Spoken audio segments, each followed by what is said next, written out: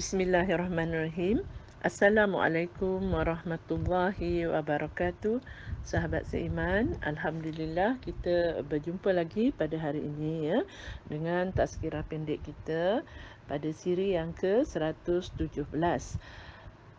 Segala puji bagi Allah Rabbul Alamin ya, Rabb sekalian alam yang masih lagi memberi peluang untuk hidup kepada kita pada hari ini ya, berbanding dengan mereka yang telah ditahan rohnya di dalam genggaman Allah pada malam tadi. Jadi alhamdulillah.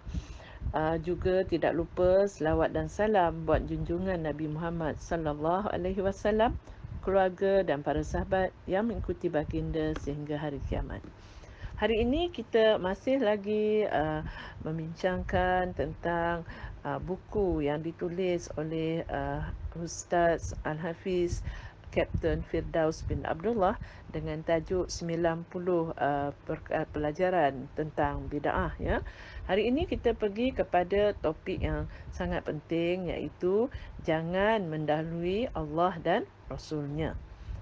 Allah Subhanahu Wa Taala berfirman dalam ayat pertama dari surah Al-Hujurat, "Wahai orang-orang yang beriman, janganlah kalian mendahului Allah dan Rasul-Nya.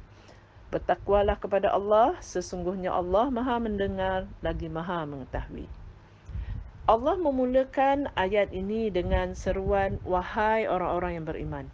Jadi apabila Allah memulakan mana-mana ayat dengan seruan ini, ia antara lain mengandung erti yang pertama, apa yang bakal menyusuli di dalam ayat tersebut memiliki tuntutan yang menjadi pengukur kepada kadar keimanan seseorang Muslim. Ya. Orang yang tinggi imannya akan segera menyahut seruan dan bersungguh-sungguh memenuhi tuntutan ayat tersebut. Ya. Sementara orang yang rendah imannya akan berlengah-lengah menyahut seruan. Bahkan mungkin langsung tidak mengendahkannya. Ya. Adapun tuntutan ayat, mungkin ia diremehkan, dilanggar atau diselisihi. Ya. Yang kedua adalah kadar iman seorang Muslim boleh naik dan turun. Seorang Muslim yang menyedari imannya dalam kadar yang rendah lalu ingin meningkatkannya, hendaklah dia memberi perhatian kepada ayat-ayat yang dimulakan dengan seruan ini, lalu segera menyahutnya dan bersungguh-sungguh mengamalkannya. Ya. Nescaya dia akan merasai peningkatan dan kemanisan iman. Ya. Yang mana apabila Allah menyeru dengan seruan wahai orang-orang yang beriman, maka apabila kita melaksanakan tuntutan yang terdapat di dalam ayat-ayat yang sebegitu, kita akan merasakan peningkatan dan kemanisan iman, merasakan bahawa ayat itu adalah dituju kepada orang-orang yang beriman dan kita meyakini, mengimani ya, bahawa kitalah orang-orang yang beriman itu ya. Jadi dalam ayat pertama surah Al-Hujurat tadi, Allah Subhanahu Wa Taala melarang orang yang beriman daripada mendahului Allah dan Rasul-Nya. Maksud mendahului ialah memandai-mandai ya, atau terus mengeluarkan sesuatu hukum atau pendapat agama sebelum merujuknya kepada Al-Quran dan sunnah Rasulullah sallallahu alaihi wasallam. Boleh jadi Allah dan Rasulnya telah menetapkan hukum yang berlainan. Boleh jadi Allah dan Rasulnya tidak menyatakan apa-apa, lalu dia mengeluarkan pendapatnya tersendiri. Ya?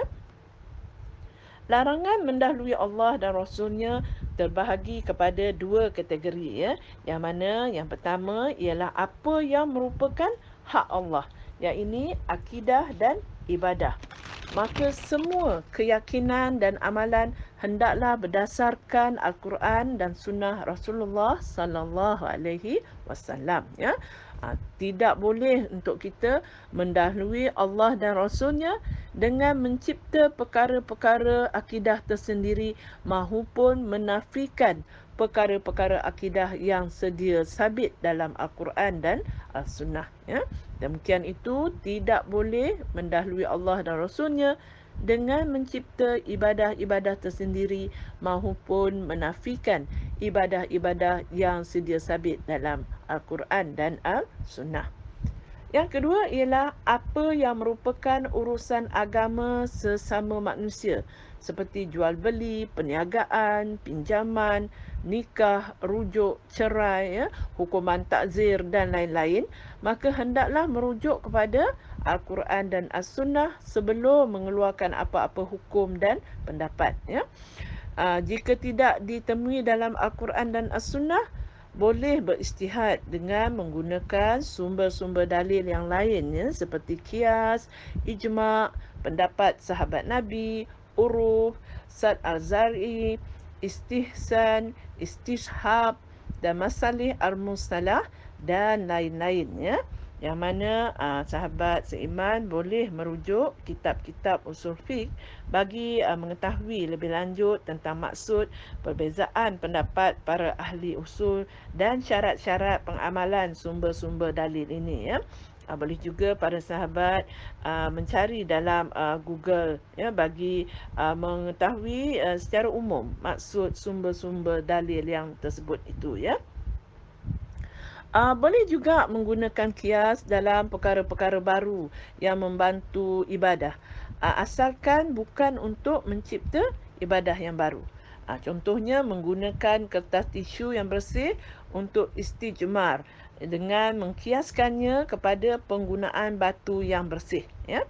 Ataupun solat di atas kerusi kenderaan moden seperti solat di dalam kereta, bas, train, kapal terbang dan sebagainya, apabila kita tidak dapat solat seperti biasa dengan mengkiaskannya kepada tindakan Rasulullah sallallahu alaihi wasallam yang solat di atas unta, ya. Ini untuk lebih lanjut dapat kita ketahui keterangan tentang kaedah solat di atas kenderaan ini, ya, yang mana boleh kita rujuk buku yang telah ditulis oleh ustaz, iaitu Panduan Ibadah dalam Musafir Penerbangan di www.hafizfirdaus.com, ya. Tentang kita katakan tadi penggunaan kertas tisu yang bersih untuk istijmar, apakah yang dimaksudkan dengan istijmar ini, ya? Istijmar ialah membersihkan najis dengan menggunakan bahan yang keras dan bersih, ya. Lebih lanjut boleh saja rujuk kepada buku ustaz yang bertajuk Anda Bertanya, Kapten Menjawab, Soal Jawab Agama tentang Keibubapaan dan Anak-anak di www.hafizfirdaus.com, ya. Jadi banyak buku-buku ustaz yang boleh kita jadikan rujukan untuk mendapatkan kefahaman yang lebih lanjut, ya. Adapun kaitan ayat pertama surah Al-Hujurat dengan bid'ah, maka ia merupakan ayat yang secara jelas melarang bid'ah.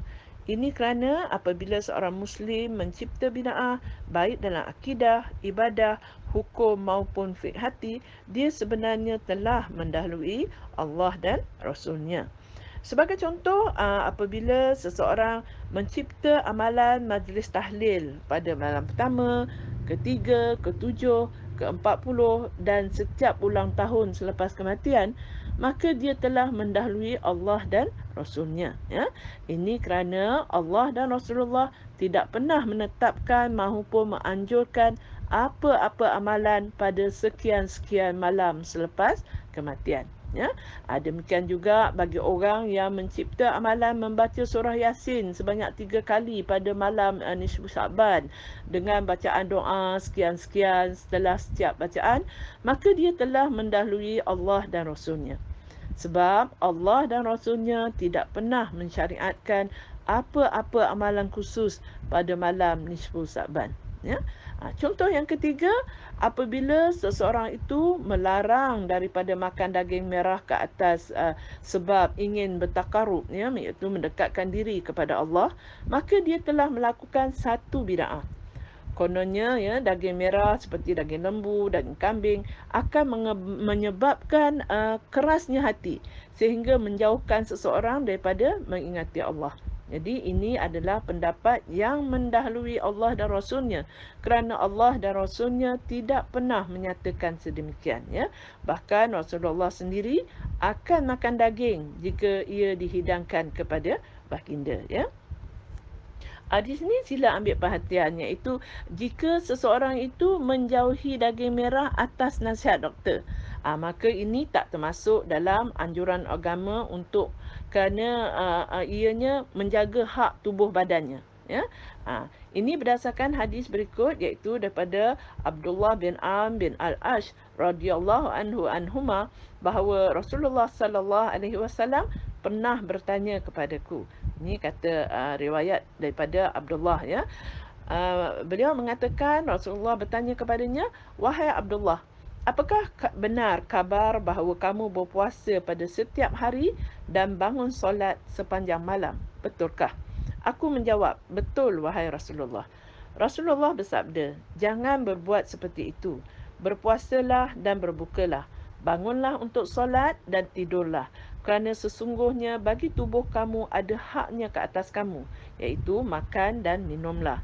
Sesungguhnya bagi mata kamu ada haknya ke atas kamu, maka tidurlah. Sesungguhnya bagi isteri kamu ada haknya ke atas kamu, maka bermain-mainlah bersamanya. Dan sesungguhnya bagi tetamu kamu ada haknya ke atas kamu, maka layanilah mereka." Ini adalah hadis yang sahih.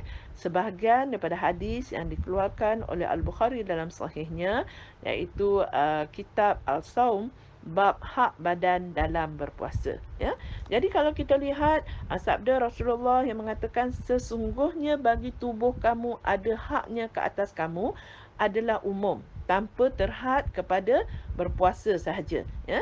Jadi apabila seseorang itu menjaga gizi pemakanannya, menjaga berat badannya, menjaga bentuk badannya, menjaga kebersihan badannya, bersenam dan berehat, serta menjauhi apa-apa yang memudaratkan, ya, seperti rokok dan vape, dia telah memenuhi hak tubuhnya, ya.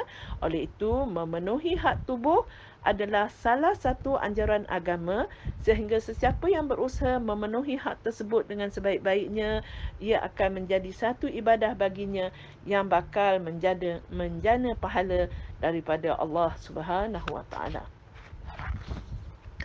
Bukti kuat bahawa orang yang mencipta bid'ah telah mendahului Allah dan Rasulnya ialah apabila ditanya, "Apakah dalil amalan kamu itu?" Barulah mereka ini mencari-cari ayat Al-Quran atau hadis Rasulullah untuk disesuaikan dengan keyakinan dan amalan baru itu. Ya, jika tak ada, mereka akan cuba memaksa tafsiran ayat dan hadis agar selari dengan keyakinan dan amalan bid'ah tersebut, ya. Selain itu, ayat pertama surah Al-Hujurat ini juga menjadi hujah kepada para pencipta bid'ah yang lazimnya memberi alasan, ya, Nabi memang tak buat, tapi Nabi tak kata jangan buat, kan? Ini biasa kita dengar, ya. Maka ini kita jawab kepada para pencipta bid'ah bahawa jika kalian mengetahui Nabi tak buat, namun kalian tetap buat, bererti kalian telah mendahului Nabi. Ini jelas dilarang oleh ayat pertama dalam surah Al-Hujurat, ya. Ayat pertama surah Al-Hujurat ini dimulakan dengan seruan, "Wahai orang-orang yang beriman," menunjukkan bahawa larangan jangan mendahului Allah dan Rasulnya adalah pengukur kepada kadar iman seseorang Muslim. Ya, seorang Muslim yang tinggi imannya akan menjauhi segala bentuk pendahluan ke atas Allah dan Rasulnya dengan menjauhi segala bentuk bid'ah, baik yang kecil maupun besar, baik yang jelas maupun samar-samar. Ya, adapun Muslim yang rendah imannya, dia akan meremehkan larangan ini dengan tetap mendahului Allah dan Rasulnya melalui penciptaan dan pengamalan sekian-sekian bid'ah. Ya, terhadap peremehan dan pelanggaran inilah Allah mengingatkan dengan berfirman, "Bertakwalah kepada Allah, sesungguhnya Allah Maha mendengar lagi Maha mengetahui." Seolah-olah ia bermaksud, ya, wahai orang-orang yang tetap mendahului Allah dan Rasulnya, bertakwalah kepada Allah dengan mematuhi larangannya. Allah Maha mendengar lagi Maha mengetahui akan perbuatan kamu yang melanggar larangannya, ya. Jadi semoga kita semua diberi taufik dan hidayah oleh Allah untuk sentiasa berada di atas jalannya yang lurus, ya. Untuk segmen mencari tahu pada hari ini, bersyukurlah dan hargailah nikmat terbesar yang telah Allah berikan kepada kita, iaitu nikmat Islam, nikmat iman dan nikmat mengenali sunnah Rasulullah sallallahu alaihi wasallam. Semoga bermanfaat. Saya sudahi dengan subhanakallahumma wa bihamdika asyhadu an la ilaha illa anta astaghfiruka wa atubu ilaik.